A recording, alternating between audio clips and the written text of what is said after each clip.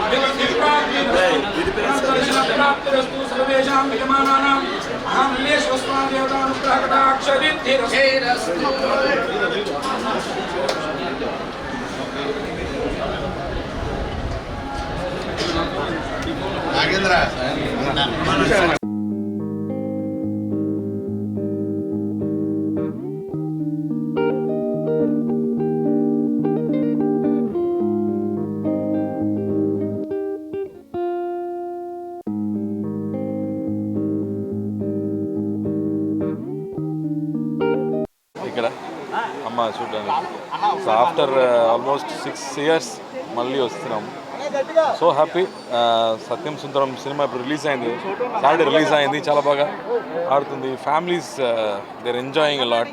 ఈరోజు మార్నింగ్ కూడా నాగార్జున గారు ట్వీట్ చేశారు సినిమా చూసి.